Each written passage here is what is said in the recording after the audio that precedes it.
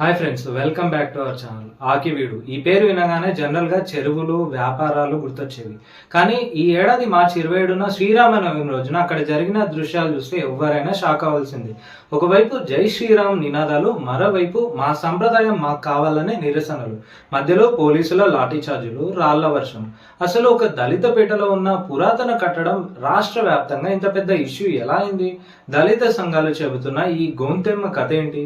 ఇప్పుడు తెలుసుకుందాం. ఈ వీడియో చాలా ఇంట్రెస్టింగ్ గా ఉంటుంది, స్కిప్ చేయకుండా చివరి వరకు చూడండి.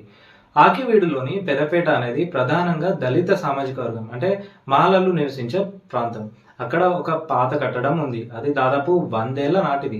రఘురామ కృష్ణంరాజు గారు ఆ ప్రాంతానికి ఎమ్మెల్యేగా గెలిచిన తర్వాత శిథిలావస్థలో ఉన్న ఆ కట్టడాన్ని చూసి అక్కడ ఒక అద్భుతమైన రామాలయాన్ని పునర్నిర్మించాలని అనుకున్నారు. దానికి ఆయన సొంత నిధులు, విరాళాలు కూడా ప్రకటించారు. అయితే ఆయన అక్కడ భూమి పూజకు సిద్ధమవుతున్న తరుణంలో స్థానిక దళిత సంఘాలు అడ్డు చెప్పాయి. ఇది రామాలయం కాదు, ఇది మా గోంతెమ్మ ఆలయం అని వారు వాదించడం మొదలెట్టారు. ఇక్కడ మనం చరిత్రలోకి వెళ్ళాలి. దళిత సామాజిక వర్గాల్లో గోంతెమ్మ అంటే కుంతిదేవిని ఆరాధించే ఆచారం చాలా పాతది. హ్యూమన్ రైట్స్ ఫోరం అక్కడ క్షేత్రస్థాయిలో పర్యటించి ఒక నివేదిక ఇచ్చింది. వారి ప్రకారం 1920 ప్రాంతంలో అక్కడ ఒక చౌల్ట్రీ లేదా ఛత్రం ఉండేదట.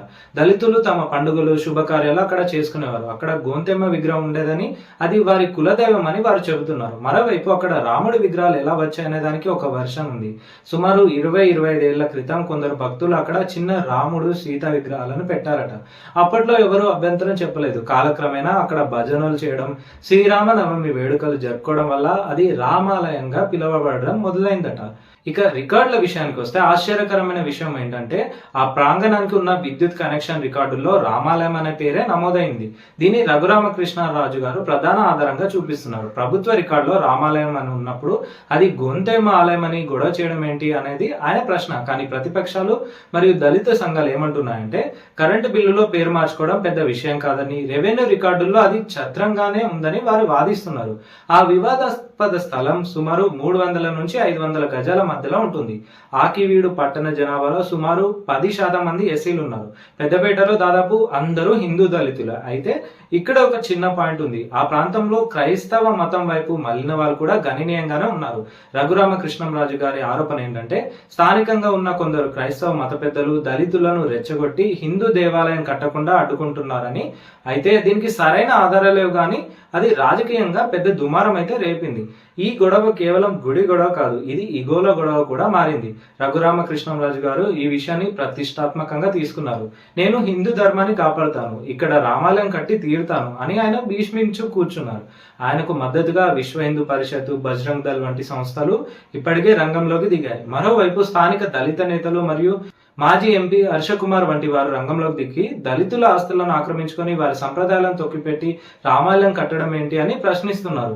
అక్కడ గొంతెమ్మ విగ్రహాన్ని కూడా ప్రతిష్ఠించాలని, ఆ స్థలంపై దళితులకే హక్కు ఉందని వారు డిమాండ్ చేస్తున్నారు.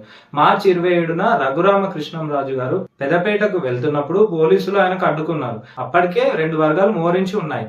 పోలీసులు ఎంత చెప్పినా వినకుండా ఘర్షణ మొదలైంది. 2 వైపుల నుంచి రాళ్లు విసురుకున్నారు. ఈ దాడిలో ఒక వ్యక్తి తల పగిలి గాయపడ్డాడు. పరిస్థితి చేదాటిపోవడంతో పోలీసులు 144 సెక్షన్ విధించారు. దాదాపు 57 మందిపై నాన్ బెయిలబుల్ కేసులు పెట్టారు. కృష్ణంరాజు గారు విరాళాల సేకరణ మొదలు పెట్టారు. దళితులు మాత్రం తమ గోంతెమ్మ దేవికి అక్కడ స్థానం ఉండాల్సిందే అని పట్టుబడుతున్నారు. నిజానికి ఇక్కడ కావాల్సింది గొడవ కాదు, రాజీ. అక్కడ ఉన్నది రాముడా, గోంతెమ్మ దేవ అనే దానికంటే ఆ స్థలాన్ని అందరూ కలిసి వాడుకునేలా ఒక మార్గం వెతికితే బాగుంటుంది. రాముడు అందరి వాడు అని ఒక వర్గం అంటుంటే మా కుల దైవాన్ని కాపాడుకుంటామని మరో వర్గం అంటుంది. ఈ వివాదం ఎటు దారి తీస్తుందో చూడాలి. కానీ ఆకివీడు పెదపేట చరిత్రలో ఇదొక మాయని మచ్చలా మిగిలిపోతుంది. ఒక మాటలో చెప్పాలంటే ఇది భక్తికి, సామాజిక అస్తిత్వానికి మధ్య జరుగుతున్న యుద్ధం లాంటిదే. మరి ఈ ఘటనలో ఎవరి వాదన సరైందని మీరు అనుకుంటున్నారు? కింద కామెంట్ చేయండి. ఈ వీడియో కనుక మీకు నచ్చినట్లయితే లైక్ చేసి ఛానల్ని సబ్స్క్రైబ్ చేయండి. తద్వారా నేను ఏ వీడియోలో పెట్టినా వెంటనే మీకు నోటిఫికేషన్ రూపంలో వస్తుంది.